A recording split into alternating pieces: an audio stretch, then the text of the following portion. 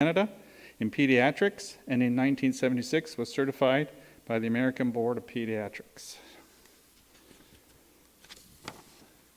She had a distinguished career in pediatrics at Dalhousie University, the Hospital for Sick Children, University of Toronto, and Queen's University, Kingston, Ontario. In 1993, she held a Royal College of Physicians and Surgeons of Canada Fellowship at the Kennedy Institute of Ethics at Georgetown University under the mentorship of Dr. Edmund Pellegrino. In 1995, she founded the Department of Bioethics at Dalhousie University. From February to November 1999, Dr. Kenny was seconded as Deputy Minister of Health for the province of Nova Scotia. From 2009 to 2014, she served as the Ethics and Health Policy Advisor at the Catholic Health Alliance of Canada. Among other awards, she has received 7 honorary doctorates for her work and was appointed an Officer of the Order of Canada for her contribution to child health and medical education.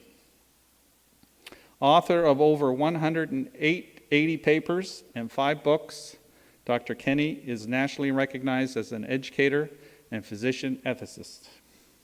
Please join me in giving Sister Nuala a warm welcome this evening.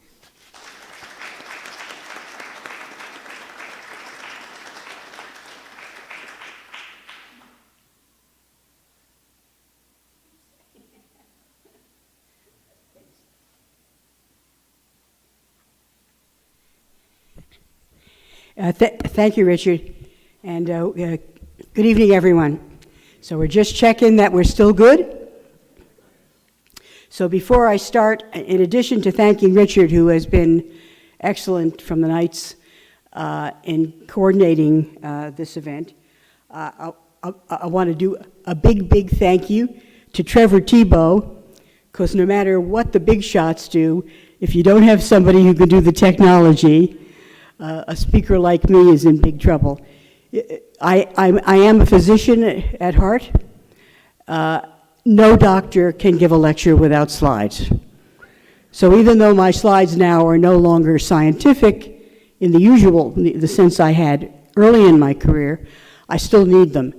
But I also hope and pray that the slides are for you what we would call in education pedagogic reinforcement. That is, I'm hoping that when you see a quote or a picture, and I speak to it a bit, that seeing the words and seeing the image can help reinforce the point that I'm making. So, Trevor, big thanks.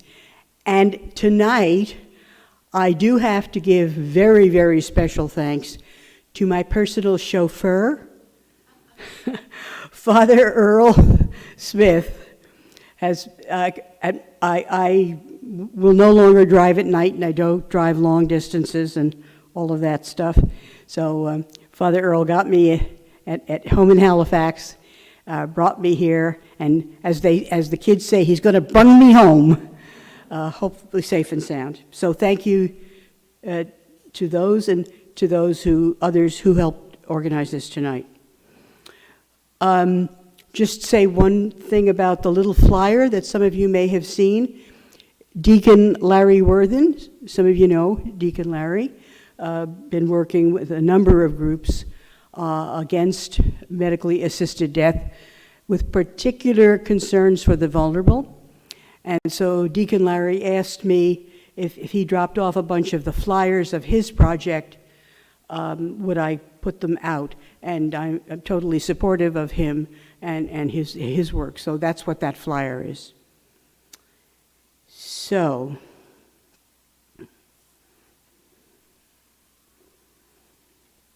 this is not an easy topic. Death. Dying. But I can tell you as a pediatrician that unless you think carefully about your dying and your death may come like a thief in the night. The Christian challenge is to live every day as if we might be called to God suddenly. I had 40 years of pediatric practice with seriously ill and dying children. I did pediatric palliative care before it was a specialty. I did it for my Catholic friends, I did it for my Muslim medical colleagues, my Jewish colleagues, my agnostic colleagues, because they would come and say to me, Nuala, Dr. Kenny, whichever they called me in the medical context, we've got this family and a little 9-year-old boy. He's failed chemotherapy and he's dying. I don't know how to talk to him. Because for doctors, a death, if you're not holistically oriented, can be a failure. It can be very, very hard for doctors. So I want you to know that I do a whole lecture series, have done it around the world. I'm doing it by Zoom in Germany next week, on lessons from children's dying. And I just want to summarize those learnings because they help you understand how I approach this question, I think. Because what I had seen in children's dying, always sad, but at times in the spiritual life of children, and which is an amazing, amazing reality, spiritual life of children, that they in fact manifested to me this reality. You can be 6 years old and die having had more of an impact for good on all of those around you than someone dying at 88 who's been a selfish, sister won't say. I'm certain, pay attention to that. Age and years and good life are things that we've created in creating time. So remember that. Remember, too, that issue of children dying and sudden death means this. And again, I do a whole series with help from some folks in the Parish of Immaculate Conception in Truro that have helped me over the years on advanced care planning as a spiritual activity. What I mean by that, you need to think about your dying and your death before you're doing it. The last place that you want to be standing, figuring out what do you want, or your son or daughter who has proxy and now you're unconscious figuring out what on earth did Poppy want, is when the dying is happening. These are spiritual reflections, and they're ones that I hope I can nourish tonight. But those two experiences, that death can come at any time, think and plan and pray now. And life being short or long, and the impact that it has for good on others is in God's time, which is very different from ours. So, I want to talk about the old Christian and explicitly Roman Catholic tradition of a good death. Go back to my colleagues in medicine just before I now start formally with goals. I remember giving a lecture. They were second-year internal medicine residents. So these are like, super smart, gung-ho, high-tech, high-science internal medicine residents, second years. And I was doing a series on ethics, physician ethics with them. I've done that my whole life. And the title that I gave for this talk, their talk, it wasn't about Jesus. I was just talking about a good death. And they're assembling, and we start. So I show the goals, and one is what is the understanding of a good death? And an arm shot up from this gorgeous, big, 6'2" internal medicine resident. You could tell, sharp, smart, good-looking. He had it all. He said, "Dr. Kenny, isn't a good death an oxymoron?" You know what oxymoron is? Self-contradictory. He said, "How on earth can death ever be good?" And he meant it. Because for him, it was a failure. For him, it was a certain kind of biologic reality. So we're now going to look at this notion of a good death. And if we had like a whole day on this topic, I would have done what I have done before in groups. I have a picture. It's a Victorian painting, so they're in Victorian clothes. But it's the patron of a good death. All right, all the good Catholics in the room, who is the patron of a good death? St. Joseph. Who said that? Hey, good Catholic girl. Go, go, go. I ask people to look at this because even though it's in Victorian garb, you have St. Joseph, this just man who said his yes to God just as Mary did to hers, who showed Jesus how to become a man. I mean, this just man, that's what we call him in Scripture, dying, and he's got Mary on one side of him and Jesus on the other. And I ask people to look at it and identify the features that make it a good death. And you can't do that, so because we're going to talk about this more formally now. What you see, first, he is surrounded by his loved ones when he dies. He's not dying alone. The second thing you see is, it is a scene of sadness. They're losing him. But it's not frenetic fear. It's not overwhelming anxiety and angst at what is to come. You also see, and this is only for the really sharpies in the audience, that Jesus and Joseph are holding hands, but it is Jesus and Joseph connecting, with Joseph recognizing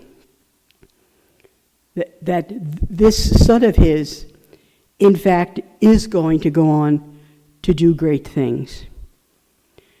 So it's peaceful, it's sad, but it's surrounded by love. And that tradition has been our tradition. So, my goals. My goals then, as a professor of medicine, I still have to do this. I want us to start with Jesus' own dying and death, because that's where we're going to end this for Catholics trying to understand what medical assisted death really is as a challenge to a good death in the Catholic tradition. You got to reflect on Jesus' dying and death. Second, I'm going to review with you some key church teaching, because some of this stuff, people can be so confused about what the church teaches about medical decisions in general, and then explicitly at end of life. At end of life. So reflect on Jesus. We always start with Jesus. We always start with Jesus. We review church teaching. We address what are the challenges to this notion of a good death from Jesus and church teaching, from Bill C-14, named Medical Assistance in Dying, acronym is MAID, and I'm going to show you that it's totally misnamed. But what are those challenges?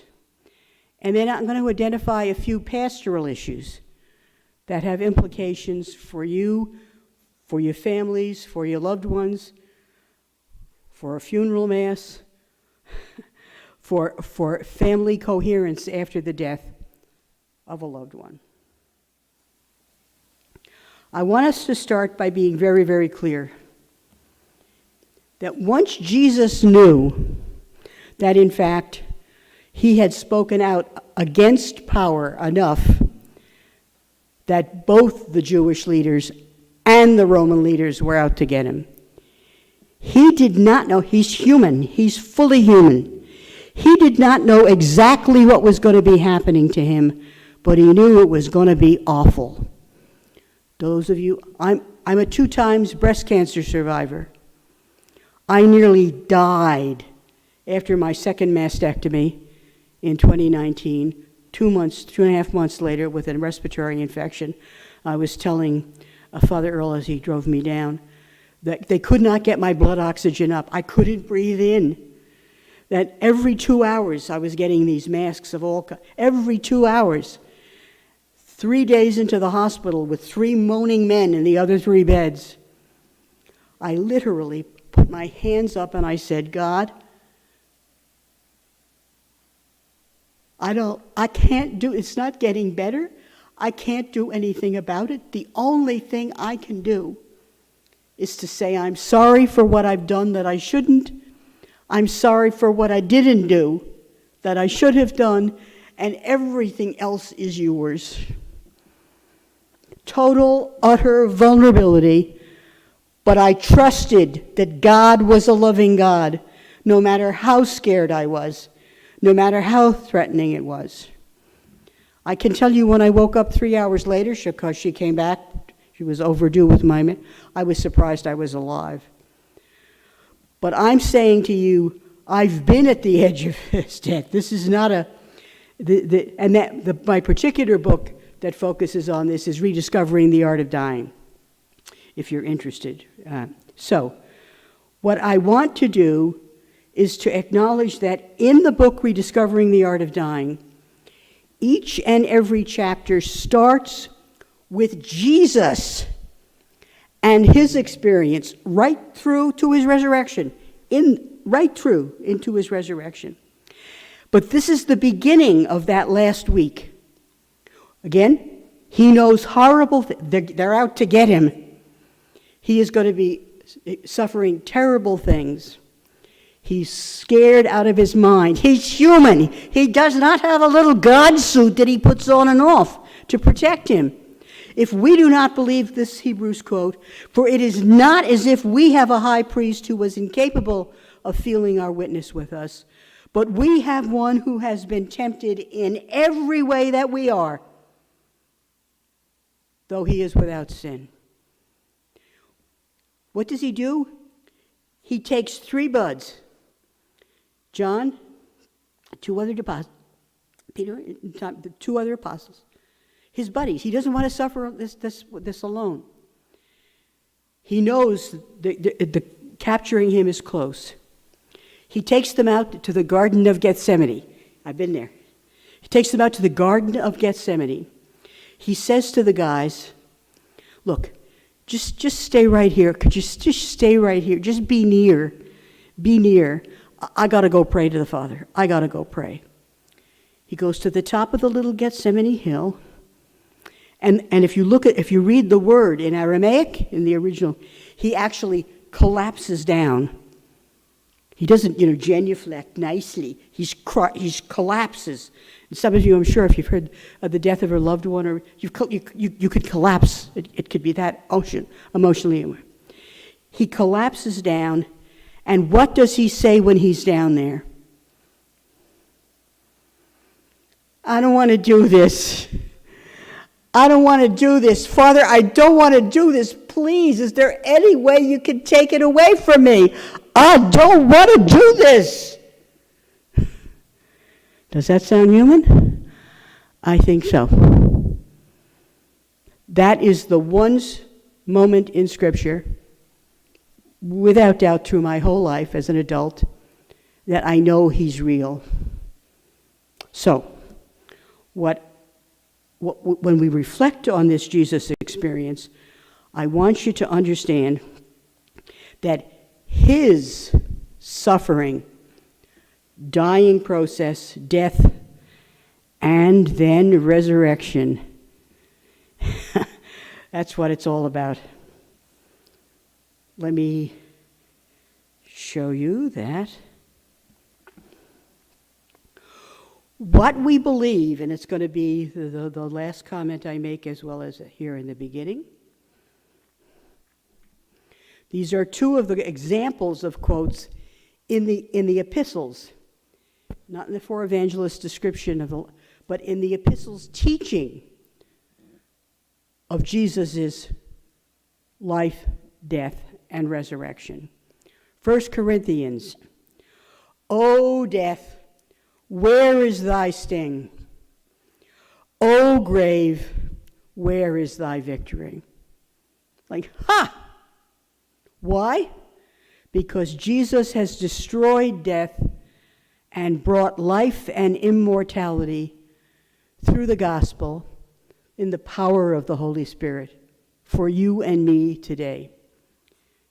Let me tell you that this is what is true. Scripture testifies again and again. If Jesus Christ is not risen from the dead, then your faith is in vain. Go do something else tonight. Go bowling. Come on, get out of here. Go ahead. Go bowling. Either Jesus has accepted suffering and dying, trusted in the power of a loving God, went into the tomb for 3 days, and then comes out, so there is new life. You and I would not be here if there had been no resurrection. The power of the Holy Spirit to live in us today would be impossible. This is our faith. So, if we move now from Jesus' experience more formally, this is a summary of, I have references to back it up. It's a summary of reviews, secular analyses, and questionnaires on what did people consider to be the characteristics of a good death. And this stuff was happening, these surveys were happening at the end of the 1980s. Okay, I want you to put this, I'm a Dalhousie Medical School graduate, 1972. Okay. 1980s. 1980s. Does anybody remember the #1 medical story on the front cover of Time magazine in 1980? I'll give you a clue. Didn't happen in North America. Where's the historians in the group? Barney Clark. First successful heart transplantation in South Africa. What had happened is, in the previous, to the beginning of the 80s, we saw unprecedented advances in medical technology. We saw the development of, first of all, the iron lung, the other famous Sister Kenny, the nurse, the Australian nurse. Then the portable ventilator. We saw the beginning of cardiac resuscitation. Pacemakers. We began to see, in a very short period of time, rapid advances in science and technology that made it look as if dead was not dead. We could resurrect you anytime we want. It's like the television shows. Right? You drop down dead at the beginning, cardiac, code 22, zap them one. Everybody stand back, zap. Everybody stand back, zap. And at the end of the show, they're off to Hawaii to go swimming. You and I know very well that it's not like that. That in fact, cardiopulmonary resuscitation was developed for people who were in acute episodes where, in fact, they could recover. Nobody ever intended people to live on a ventilator. It was a short-term replacement for respiratory function until the body could heal. But what began to happen now, remember, very, very short-paced. On the one hand, it seemed like brave new world. But when you surveyed people, mid-1980s, before the 1990s, secular studies, the characteristics of a good death were first non-abandonment and continuity of care. Because what had happened at this time is medical science and technology got so keen about these interventions, medical interventions that could resuscitate, resurrect, that it was abandoning those who were dying. I mean, I don't know if any of you have any nurses in the room, if you're old enough, you'll remember the days when doctors would round, and if there was anybody dying in the hospital, where were they? They were back around the corner, weren't they? They may not even have gone in the room, the team, because there was nothing they could do. Our mindset had been so transformed by technology. That's what we thought. So people who had experienced these realities and the negative consequences of interventions and the failure of the technologies began to realize they wanted non-abandonment. They didn't want to be in a room away from their sons and daughters and grandchildren, equipped with a gazillion billion tubes out of every orifice they have, with people stabbing needles in them for blood and chemical tests. They wanted to make sure that they were connected to loved ones, like Jesus, Mary, and Joseph, and that there was a continuity of basic care. Once you acknowledge that you're moving into the goals of end-of-life, dying care, it's not the abandonment of care, but it's care focused on assisting you to die. So, characteristics, non-abandonment, continuity of care. Look at the second one. At that period of time, with people beginning to be horrified that it was very different in reality from the TV shows, they wanted the avoidance of unwanted technological interventions. They didn't want to be lying there with tubes out of everything. They didn't want. Third, and still today, they wanted respectful communication. They wanted to understand what was going on. They wanted an honest reflection of the potential benefits of treatments, the side effects, and the limits. Please, please, please, my friends, realize that when you go on and Google a treatment for a condition that you might have just unfiltered, you might as well go ask your mother-in-law's cat. We have people who do, well, my Aunt Susie had this condition, and this is what she did. And totally non-verified, totally not validated, totally not, this is not good. But the communication has to be honest and open and respectful.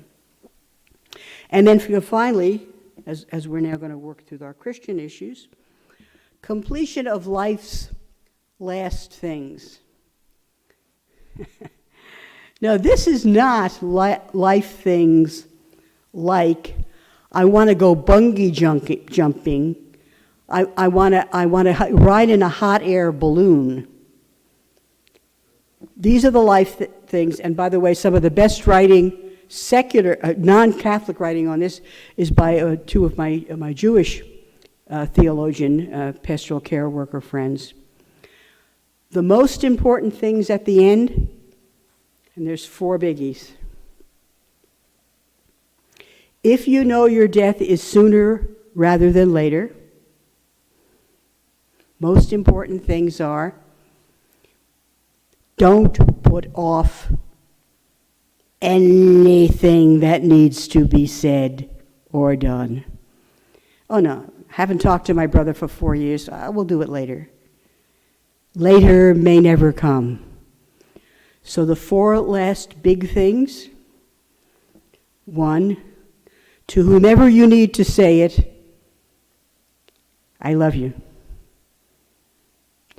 To whomever you need to say it, I forgive you. To whomever you need to say it, do you forgive me? And to whomever you need to say it, thank you. Thank you. So there's a sense in which then the characteristics were being shaped by a kind of a frenetic pace of medical advance, but also awareness of some deeper things. So how about our church? Well, let me tell you this. You know, I work in the clergy abuse crisis. I have some bishops who love me dearly, and I have some who run when they see Sister Nuala. Because I speak out on issues of abuse of power, abuse of privilege, abuse of trust. I'm a baby doctor. God created me to be doing what he did in protecting children. Look at Jesus. Look at Jesus. And when somebody damages a little one, what does he say? It is better that there's a millstone tied around their neck and they're tossed in the Halifax Harbor. Eh? Because to do something that's harmful to the vulnerable. So please understand, I'm a loving, faithful member. I've been over 60 years a nun now. But I took first vows at 3 years of age, so just take that into account. But what I'm trying to say to you is, when we look at the church teaching on medical decisions and healthcare decisions, it's like Catholic social teaching. These two areas have some phenomenally wonderful things to say that we don't know. So let me just rapidly go through a bunch of little quotes. I'm watching my time. So,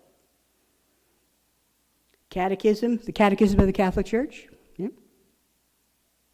Life and physical health are precious gifts entrusted to us by God. Right? We must take, what's that word? What's that word? What is that? Thank you. Reasonable. We must take reasonable care of them, comma, taking into account the needs of others and the common good. But what's the big adjective? Reasonable. Look at the next one. If morality requires respect for the life of the body, it does not make it an absolute value. This is where, God love them, some of my pro-life colleagues have got it all wrong. And they get so committed to the prolongation of this biologic life that they totally forget all the lives that are being lost in other ways. I mean, examples are when they're demanding the prolongation at all costs of somebody who happens to be in a hospital bed, but on the way to the hospital, to the local church, you see people dying of starvation and homelessness on the streets. Duh. We need to take into account a biologic life. It's a gift. So pay attention to your smoking and your drinking and all other practices, stress practices but please understand, we start with, this life is a gift, we've got to take care of it, but it's reasonable care. Second, again, this fits. Church teaching is, this happens to be now Saint John Paul II in Evangelium Vitae, to forego ordinary or disproportionate means is not the equivalent of suicide or euthanasia. It rather expresses acceptance of the human condition in the face of death. This is really, really, really, really important. See, if you think that biologic life has to be prolonged at all times, then you can't even see yourself refusing something. That's ridiculous. And let's get very, very clear, church teaching and modern secular bioethics, the only person who can know whether this potential intervention is worth the risk, because every intervention has risks of harms. Every intervention has risks and side effects of harm. But you're the one who says no. And I just helped a dear sister friend of mine who has a major terminal disease. She's had some treatment. She now, in fact, is in a situation where they're offering her this incredibly complicated medical surgery. And she and I prayed together. She says, Nuala, I would rather be able, she serves the poor, to continue to serve the poor any way I can until I die, to be with my family members as best I can until I die, be with my religious community as best I can. I don't want to spend time with a major medical procedure that probably isn't going to work anyway. We can refuse, and that's in church teaching. This is a really, really important one. And if we were talking only about end-of-life care, we'd take more time. It's about assisted nutrition and hydration. Let me show you the quote. This is the Catholic Health Ethics Guide. So it's not the catechism of the entire church. It's the Canadian guide, Health Ethics Guide. I helped write the last version.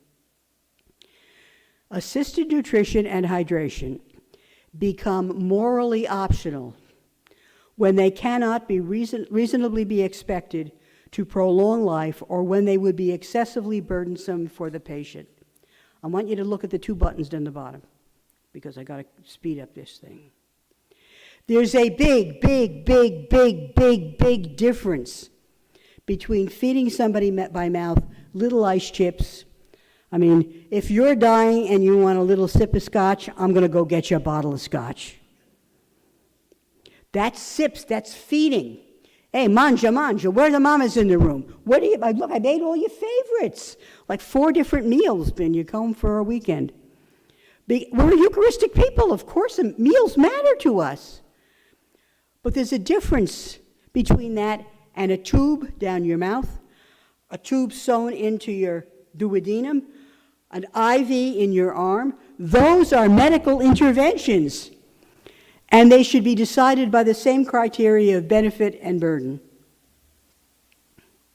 Now we're coming to the topic at hand more directly.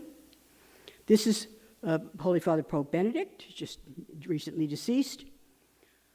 Euthanasia is a false solution to the suffering, drama of suffering, a solution unworthy of men and women. Indeed, the true response cannot be to put someone to death, however kindly, but rather to witness to the love that helps people face their pain and agony in a human way.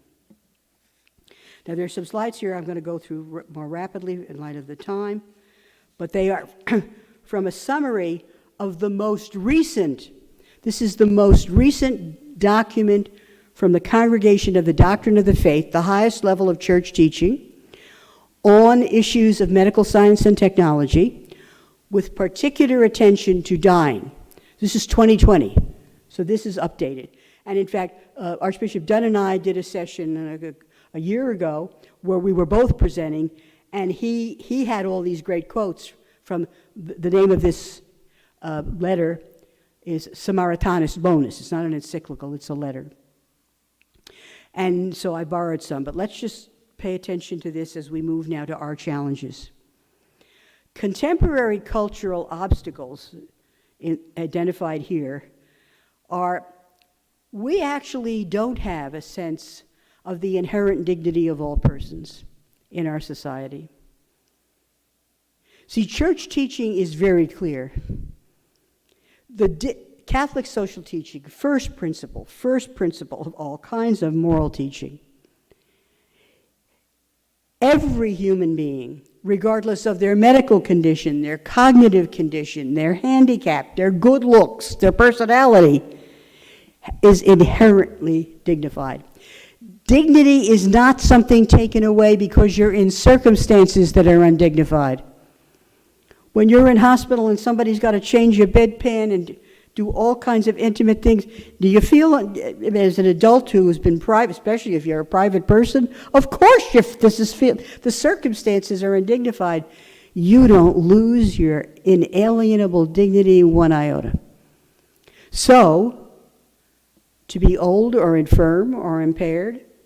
I mean, those things are not judged to be, well, I mean, I can see how you don't want to live with those. Second, Samaritanus Bonus does repeat this issue of the primacy of choice of an informed Catholic, assuming you're informed by the faith and you're acting in the principles of the faith. Samaritanus Bonus also reminds us that in our world, we misunderstand compassion. There are many out there who know that Catholic teaching opposed to euthanasia and medically assisted suicide, MAID. And they say that we're the ones who are lacking in compassion. I mean, if they're suffering, why don't we just end their life?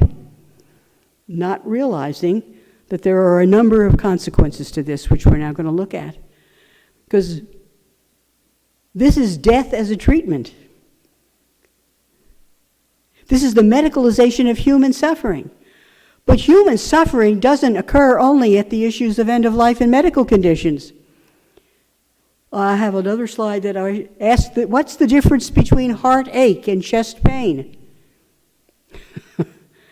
Pray over that before you hop into your little bed tonight. Chest pain, like angina. Hey, me and my colleagues, we could do lots of stuff. Everything, resuscitation, pacemakers, we can get you a new heart. What if you have incredible anguish because your gorgeous 22-year-old girl has been lost to prostitution on the streets of Vancouver? That's suffering, but there ain't no medical treatment for that. Hold that, because we're going to see as we look at medical-assisted death, it is a medicalization of suffering. So just remember, they're just talking about further definitional things that, as I said, I'm going through faster so we can get to the end issues. This is something I need you to please understand, because when we come back to formal church teaching, one who chooses with full liberty to take one's own life or to ask another to do it, oblige them to do it, breaks one's relationship with God.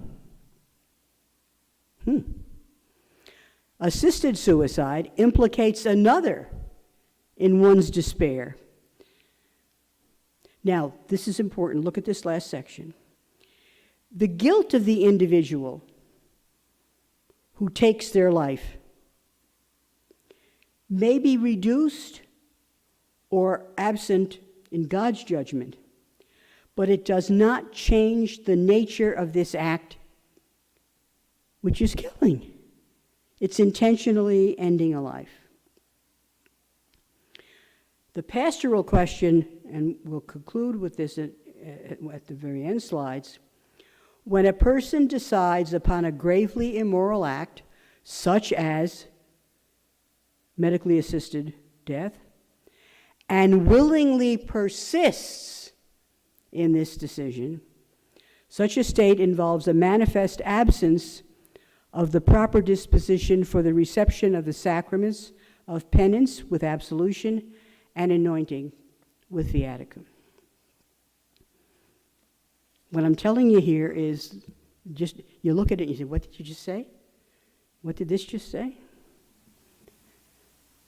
You cannot ask for a priest to come visit you to give you last rites, including a confession, on Thursday, when you intend to have medically assisted death Saturday morning in the garden at home. You can't be absolved from something you didn't do yet. And if you're intent on doing something evil, you're not in the disposition to, in fact, receive the sacraments. So, Archbishop Dunn tried to clarify in more simple language, put this notice out in July of 2022. While euthanasia and assisted suicide may arise from anguish and despair, these acts of killings must always be rejected. While the person may not receive the sacrament of penance with absolution and anointing with viaticum, the person may receive a funeral service consisting of the liturgy of the word, and the person may be buried in a cemetery.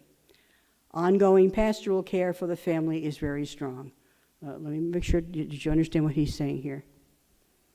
If you have death by medically assisted dying, you cannot have a Catholic funeral mass. Why? Because the Catholic funeral mass celebrates the life of one who has lived within the faith. But the church doesn't lack compassion for the family members left behind, who, by the way, may be profoundly fractured now because two sons were saying, hey, Papi, you can do this, let's go, you don't have to tolerate this. And three of the other sons are saying, oh my God, what are you doing, Dad? This is not what the faith says. And at the end, what we see is not just the loss of Papi, but the loss of any ability for the family to come together and to console each other. So, very fast now, let's look at the history of the challenges here in Canada to medically assisted death. In 2015, after a long period of attempting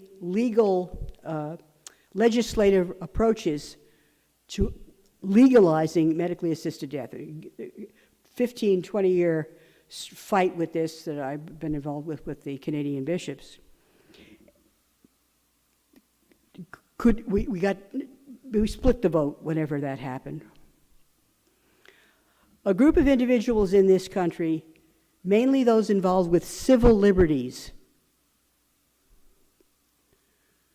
had the inspiration that they were never going to get anywhere soon with legislation, because people could go to their politician and could offer arguments.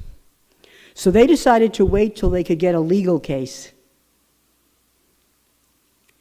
And the legal case that was responded to in the Supreme Court of Decision of 2015, notice the word, decriminalized medically assisted death, euthanasia and assisted suicide. First of all, I want you to understand that it wasn't for everybody. They attempted to develop these criteria, and I'm highlighting the red because these are important, for competent adults. Think about now why the reasons that people request medically assisted death, so much because they're fearful and isolated, so much because they're worried about future care needs. Huge issue. Father Earl and I were talking about this on the way out, because they're a guilt burden of care to their families. And why not? You do know there's a Canadian Medical Association article now 2.5 years old, on the economic benefits of medical assisted death. So when we begin to talk about protection of the vulnerable gang, right here in the beginning, we've got the roots of some very serious concerns for disciples of Christ. So it was a grievous medical condition, look at, including an illness, disease, or disability. Says nothing about dying. Illness, disease, disability.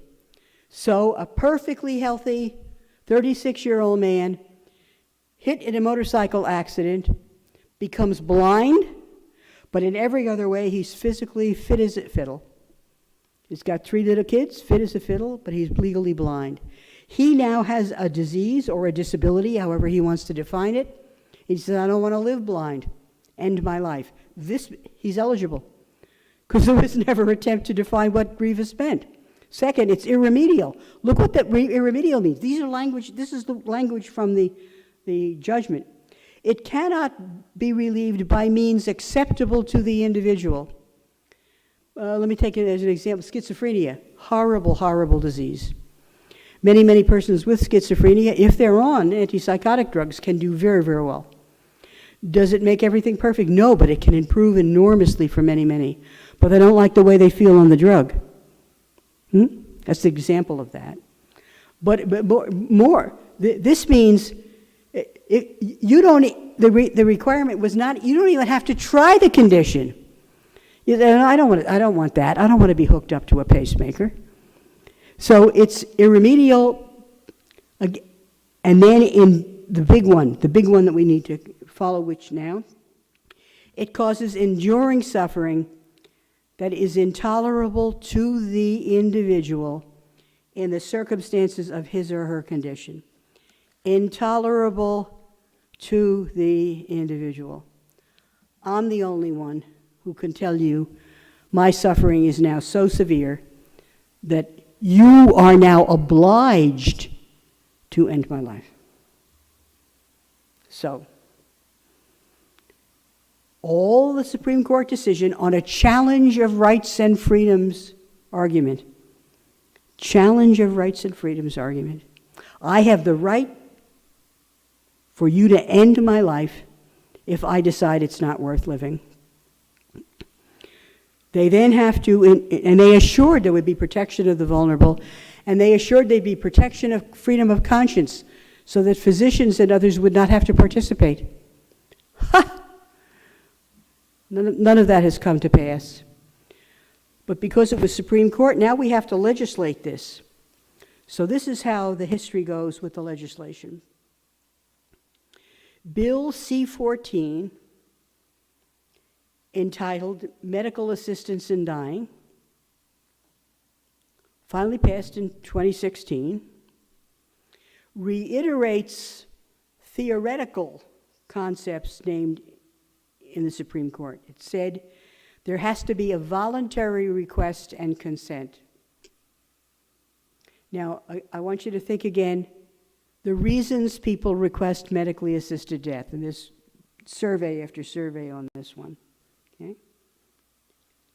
I have a paper and a major lecture that I've given a number of times on the fragility of informed consent. I'm not saying that you can't have informed. The requirements for informed consent are information, freedom, and competence and voluntariness. When you're really sick and dying, when you're riddled with guilt because of the burden on your family, your choice is compromised. And yet, the whole argument for medically assisted death was, this is my choice, I can choose. Gets very convoluted. They also repeated in Bill C-4, it was for illness, disease, disability, not one word of dying. Remember, in the Supreme Court decision, there had been so much pressure against the government of the day, time progressive conservatives, and when this first legislation was happening, they could have dealt with this issue. They did finally insert reasonable, the government with a change, reasonably foreseeable natural death, right? And what they meant by that is, all right, so blindness is not, there's no reasonably foreseeable natural death from blindness. But if you've just developed a major chronic illness with a disease that has some of the dementias, for example, with a long history, reasonably foreseeable that it's going to be closer, more likely than not. And then they required that three things be studied: an advance directive. Okay, right? Today I tell you what I want if I become incapable of speaking what I want. The problem is that the very last step after you make the request, get an assessment that you're eligible, and I come with my little kit to inject you, I'm supposed to stand there and say, okay, Tommy, you sure? You sure? You sure? To double check, you sure? And there's supposed to have been a waiting time from the time you request till. But if you have an advance directive, you're unconscious. So how can anybody, you see the contradictions that become inherent in what happened. So they said, let's study advance directives, let's study mature minors. We've moved now, article, horrendous one, remember I'm a pediatrician, on the natural extension of all of this to euthanasia for handicapped newborns. Why would anybody be surprised? If it's a good thing to end your life because you have a facial deformity, then let's do it now for babies so they don't have to have any suffering. You see where the logic goes? And then this is the one that's still under debate. Mental illness as a soul condition. So again, I want you to think about contradictions. Mental illness as a soul condition, right? My colleagues in psychiatry, psychology, all of the mental health service areas spend a huge part of their time trying to help restore persons with mental illness, which are very complicated. And we're only beginning to learn some of the biologic basis of most serious mental illness. We're way behind in mental illness compared to many physical illnesses. So what they're doing is they're trying to restore people to a sense of themselves and self-worth so that they do have the capacity to make a decision. But when you're in a severe depression, or you have had a recurrent manic depressive episodes with you're hyper here, and then and you never know which pattern you're going to be in. Mental illness as the only condition. Physically, you're tip-top shape, and that one's still under study. So what I want as we close down now, thinking of challenges to a good death in our tradition.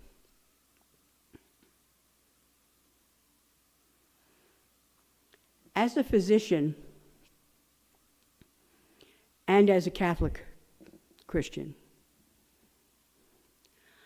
I have been almost overwhelmed by the rapid normalization of a good death, meaning medically assisted death. People now talk with death with dignity, meaning a medically assisted death. Rapidly normalized my colleagues in medicine have astounded me. Though medicine has become so commercialized, even before the COVID pressures on my colleagues in medicine, and it's become so technologically driven, but commercialized, commodified, whatever you want to call it. But among Roman Catholics, the last Pew Trust, I don't know if you know the expression, the Pew Trust. The Pew Trust is a major based in the United States. By the way, I treated a patient who belonged to the Pew family because they had, Buddy Lee Farm was founded by a member of the Pew family, American wealthy in Philadelphia. But the Pew Trust is a very well-regarded survey, has a survey arm on the state of religion in basically the United States, but it's North America, the United States and Canada. The last Pew Trust review of this question, and it's been within 16 months. I meant to check it and don't have it. 80% of Roman Catholics think medically assisted death is just fine. They don't think it's a medicalization of suffering. Most importantly, they don't think it's the rejection of the Paschal mystery, of the life, death, and rising of Jesus Christ. They don't think that's so. Now, part of that, I think, has been very poor preaching. A lot of our priests, I don't think, were well schooled in how to preach on this issue. But the fact of the matter is all of this stuff was happening in the church at the same time as the clergy abuse crisis and rapid secularization and the violence throughout the world and polarization about which kind, are we a church of the poor or a church of the rich and powerful, that I think we lost it. We lost the importance of the notion of a good death. And then I would say to you that as we watched what's happened with Bill C-14, all the safeguards, and there were supposed to be safeguards in place, all of them have been eroded. All have been eroded. There's been every one of those areas under study has been expanded. I can tell you now, and there's research to back this up, okay? Canada in 2023, especially if they do go forward with including mental illness as the sole medical condition, there's a little bit of governmental movement right now on that. But if they go through with it, it was supposed to be included as of the end of March this next month, this year. But even without it, we have the most liberal medically assisted death regime in the world. We make the Dutch look uptight. It's terrifying. And it's because we consciously and intentionally focused it on this is about the alleviation of suffering. And then the question of who and what judges that.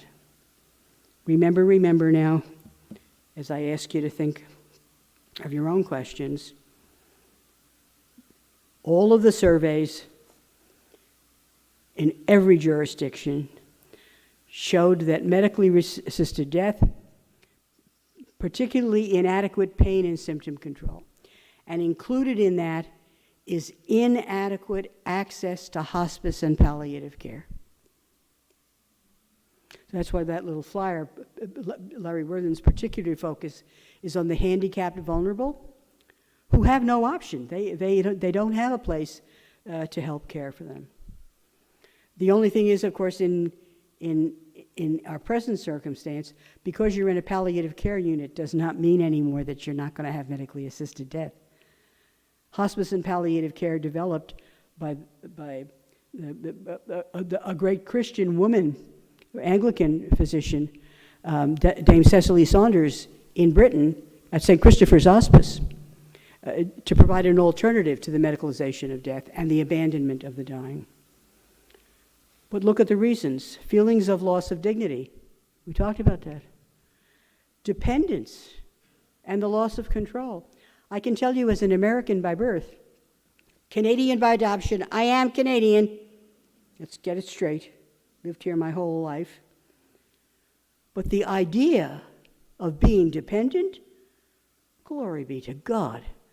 As my good Irish Nana would say, glory be to God, darling, being dependent. Oh, the kind of the worst thing that could happen to you. Excuse me, my friends, has the pandemic not taught us we are inevitably, inextricably interdependent globally? Why is the image of the body of Christ the body of Christ image? Because why does the scripture say, if one of us suffers, all of us suffer? We are interconnected. Interdependence, it's part of the nature of community and what we're called to be. Guilt at being a burden to others, isolation and loneliness. And the isolation and loneliness were magnified during pandemic. The stories that you could tell, I know, the stories I could tell of our loved ones where people couldn't visit them when they were in their last days. I mean, people who couldn't bury their dead. I mean, uncertainty, and the last one is the spiritual one of hopelessness and loss of meaning. Whoop. What did I do? This is what I suggested about advanced care planning. I'll just leave that with you. But I will say, and I'll remind Father Earl and Richard, tomorrow, if I remember, I can actually send both of you a copy of this gorgeous little booklet that I did with the folks at Immaculate Conception in Truro, a lawyer, young lawyer, and a woman who's a teacher for years and does pastoral care. So two lay people who helped me develop a little booklet on advanced care planning as a spiritual activity. So that you could print it off. You could print it off. I'm really proud, and those two have been just super duper in helping me make that. We have tested it in that, so I'll send that to you. So what are the challenges that we face today? This is how I name them. I think we need truly prophetic resistance to the inappropriate use of technology and to the medicalization of suffering. Remember? Chest pain, I got a piece of equipment, it can help you. Heartache, suffering, that's a deeper, whole body, whole person experience. It occurs in so many arenas that as soon as you name suffering as the reason you can, there's nothing to hold back anything. Anything. My dog died. I mean, I don't mean to be facetious, to be crude, but I mean to get you to really think deeply about how contradictory some of these things are. Advocacy for effective hospice and palliative care. Come on, right across this province, we have a desperate need for hospice and palliative care and also residential accommodations for the aging. I mean, I live in a facility, and right now, I mean, the number of people on the wait list, because in the past century, we've increased the lifespan in North America by 25 years. You used to be able to retire at 65, whoa, 65, and you know, your pension was going to cover.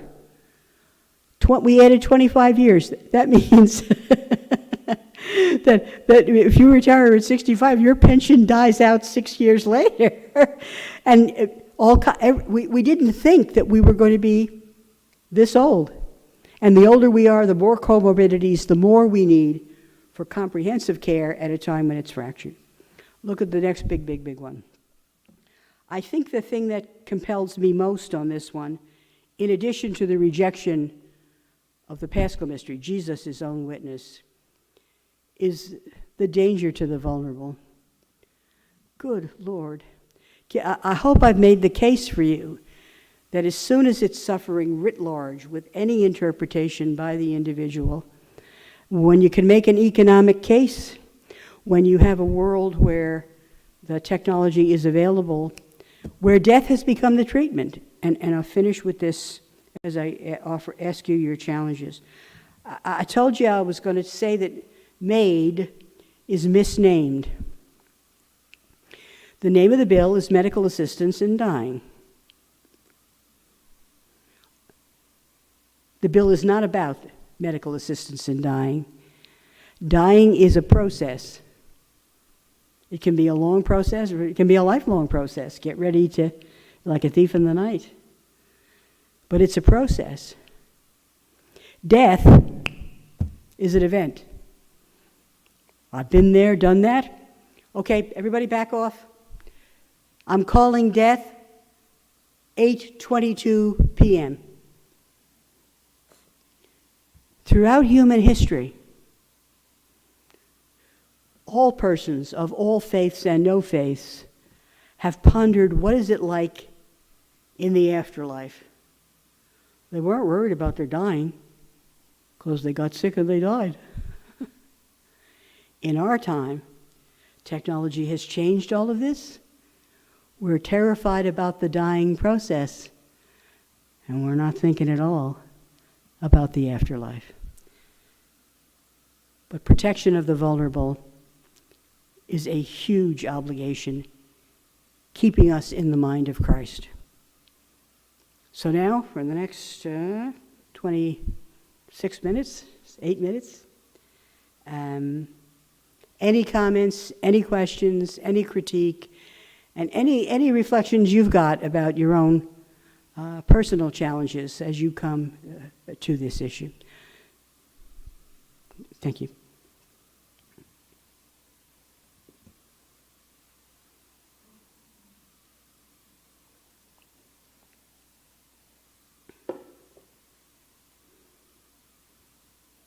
Now, I don't think we have a microphone to pass around to you, so if anybody does say anything, what I'll I'll try to repeat. Do you? No, okay.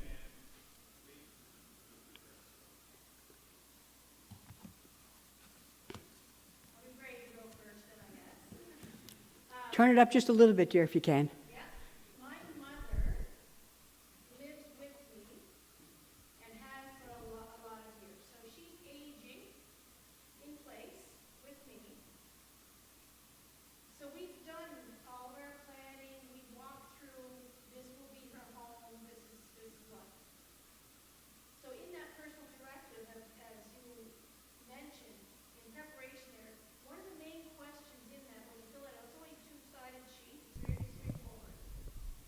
It states, what machinery would you like to be on for how long? If, oh, you do have a mic, there you go. Look at this, whatever comes through, right? So in the personal directive is the specific question. The questions, it's only a two-pager, well, the one that we filled out anyway. One of the main questions spells out, how long would you like to be left alive on machines? If we have to...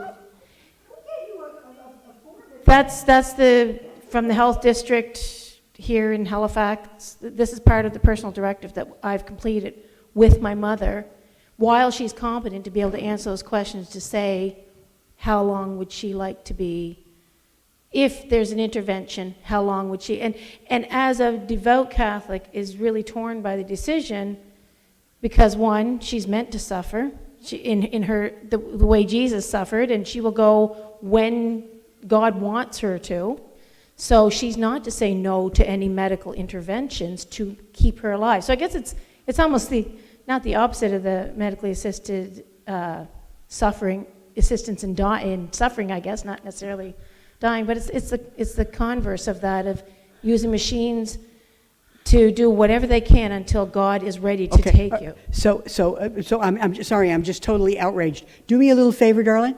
Do you have Richard's or Father Earl? Do you have an email? We're connected, yeah. Yeah. Okay. All right. Okay. Do this.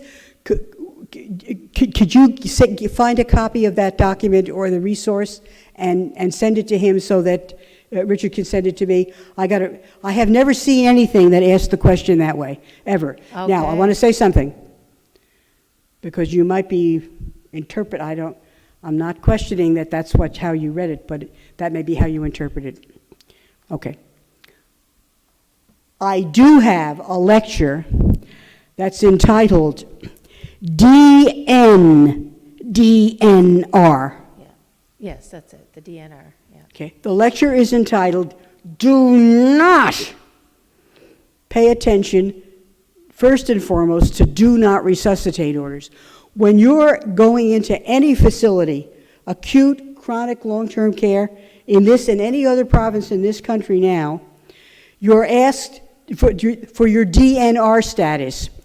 What a stupid question. It's the only time in medicine we're asking somebody what they don't want to do. And at least one of two things happens.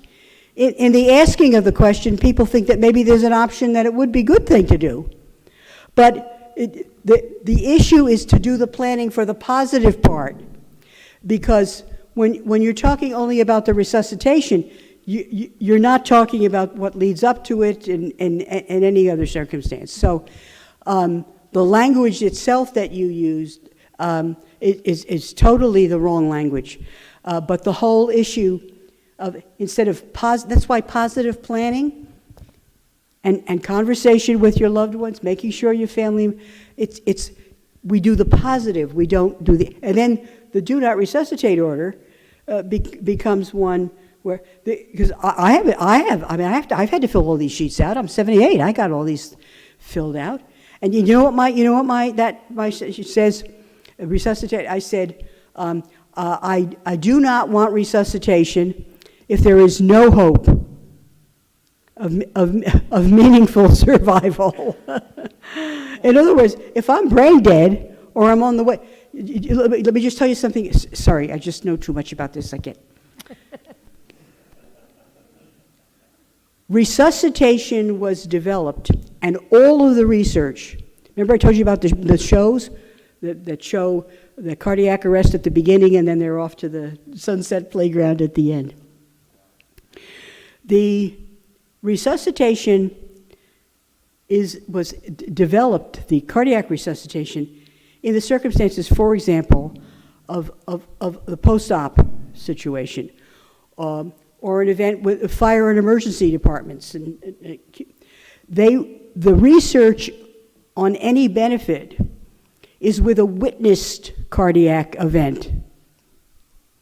So even at my place, so I'm at Caritas, it's a Shanx building, we get excellent care. I'm still in independent living, but we have other care, including long-term care. If a LPN walks in the room and finds one of the sisters, or we have some Anglican, other Christian women residents, dying, and they're lying there unconscious and unresponsive, the dying of the brain has already happened. This whole issue of persistent vegetative state, do never use that expression. You never talk vegetative when you talk about human beings, contrary to dignity. It's persistent unconsciousness. I mean, this issue is because the brain in an unwitnessed cardiac event already started to die. And if they were that way and they're 15 minutes into brain death, and I go jump and thump with cardiac resuscitation, the consequences are going to be horrific. So the issue is, do the advanced planning beforehand to kind of get ahead of it. But if the language is that, but this practice of establishing the do not resuscitate status, I've been at long-standing fights with my colleagues in medicine, and we just can't seem to get this got established. It ran away with us, just as the medically assisted death did. So it's a complicated issue, dear. Yeah, and to the lay person, she's interpreting it. She literally answered it in 2 or 3 words and say, keep me alive for what's reasonably possible with machines for 3 days. That's the answer. So it's like, so she immediately went to machines and keep me alive kind of thing, just because that's the way it was interpreted. So it's important to not have ambiguous language in those as well, I suppose.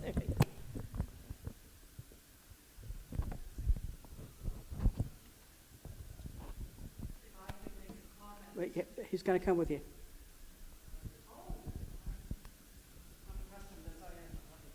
Thank you. Let me say that there have recently been changes to the kind of final decision-making by, for want of a better word, let's say testator. Usually when you're making a will, your lawyer, as mine said to me, yes, you have a medical statement here, but they've changed some things, and I'm going to ask you a whole bunch more questions that are more specific. Yes. And I think that's only a good thing. And I think the thing about the DNR just, makes me cringe. But I do think, and I'm not trying to drum up business for lawyers, they can do that for themselves. But I do think that whatever this 1 or 2 page thing is clearly in the mind of someone who knows not what he's or she should be doing for the public. Right. So one of the selling points to this little booklet on advanced care planning is it's looking there in summary, but I'm going to make a comment on what are the duties and the limits on a person who in fact has, depending on which province and state you're in, sure, endurable power of attorney for health matters, proxy for there's a whole bunch, as you're saying there, Mary, of different ways of saying that. Okay, so first let's be very clear, and this is why the discussion and conversation ahead of time is so important. And I see this happening. This is disrespect for aging. So I'm 78. I'm the 3rd youngest person, sister living at Caritas. We have 3 sisters that are over 100. 2 that are 103, one that's 104. It's not unusual for me to be at a table with 2 92-year-olds and 1 87-year-old. It's like, they're lovely people, but especially, so this is when I talk about disrespect, because perseveration and repeating the same thing, that's my biggest frustration. I think it's important for us to realize, and this happens in families all of the time, because the 82-year-old is a little confused, she repeats herself, she's telling you the story about Grandpa and the Christmas bear again and again. She said, what day is it? All these, the questions that indicate that her present memory is really impaired. But there are many, many who, in fact, are confused about minor things. They create a power of attorney. Give it to me. You've given it to me, dear, okay? And yeah, you're rambling, honestly. I wish. But if the question is coming out that what are the obligations and duties of the proxy? The first thing is, I don't speak for you until you can't speak for yourself. And it's a disproportionate judgment. Again, Catholic disproportionate treatment. You may not know what you had for breakfast this morning. But if we're talking about whether or not the next time you have a heart attack, they're going to take you out in the ambulance for a 72-hour wait in the corridor in the emergency department at the infirmary, that's a conversation we have to have. I have to make absolutely certain that you're understanding that. Because what my job at first, I don't speak for you until you can't speak for yourself. But that means I have to know what you think. I have to try, because I'm going to try to speak for you as you want, not as I want. We have sons and daughters all the time who get confused about that. I know you don't want to lose your mama. But what does mama want? When mama asked you to give her this gift of being her proxy, what did she expect? She expected you to know her values, know her beliefs, and try to speak for her as best you could in the circumstance. So the first thing, let's double check that that's absolutely true, that you've checked with the person. And the limit then is the corollary, that it can't be what I want. It does have to be what the person wants. Now, this is the other thing that becomes real important. I just was talking about this with a friend, a resident's family who has come to see me. So let's say when Mama wrote her advance directive, it was in, if I go back to the case that we just did, it was 2006. Now, she's in a long-term care facility. You don't know who the person, I'm anonymizing, but it's real. 2006, she appointed her son, loving. She's a devout Roman Catholic. Even her son, who's in his late 40s, in this day and age, who has a son 40 who's practicing? But he's devout, loving, faithful visiting mom. I want you to get this straight. So Mom, 2006, and he says, Sister Nuala, can I come chat about, because he said, this is what she had specific directions that she had given him, particularly for her burial and funeral, okay? And it required some family stuff, okay? He says, look, the situation now that she's here and she's in Nova Scotia, and the circumstances of the specifics of her request had changed significantly. So, in fact, the duty of the person who carries the proxy is speak as best I can, so I understand you as best I can, but then to take into account If Mama could today, but she can't. She said her dementia is so progressive. She can't tell you. She can't, you have to speak for her.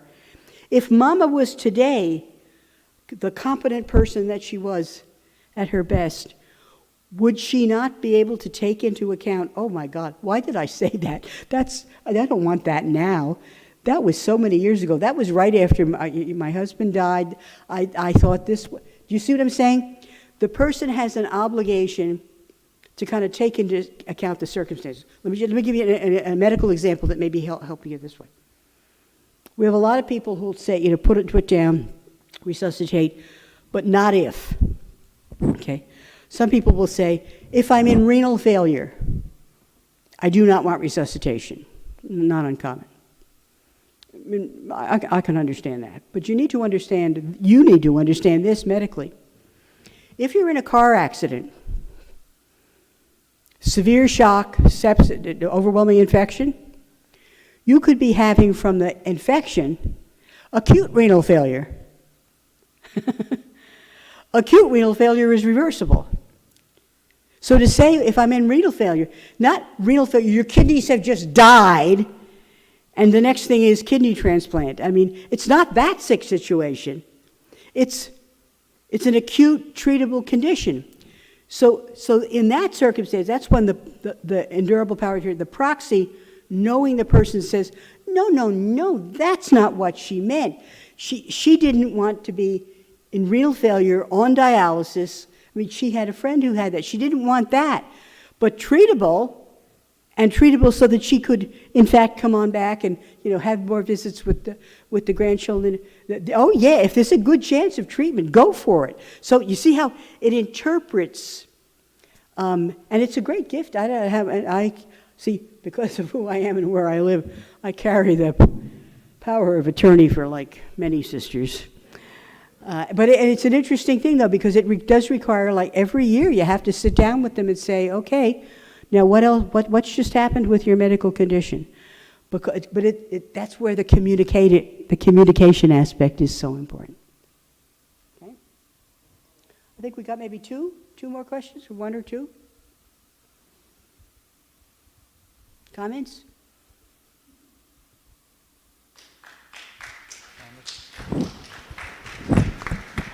Okay. So let me just say as we go, some of you here may have serious illness. You may be pondering all of this.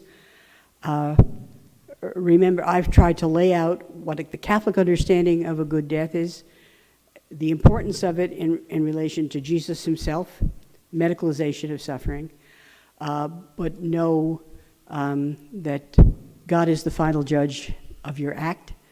But there are pastoral consequences. I think the funeral mass is the one that scares most people, to think a good, devout Catholic couldn't have. But you can't, these are issues that are serious. So for all of you making medical decisions, how about I promise to say a prayer for all of you tonight, and you say one for me.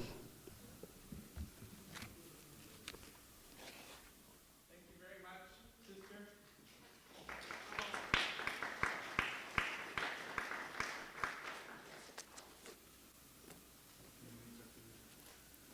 Oh, wow. Thank you so much. Are we going to the prom? Oh, that's Maybe gorgeous. later. Holy mackerel. That's gorgeous. Can I give can I give them to Our Lady in Yeah. my chapel? Oh, good. Thank you. Yeah. Thank you.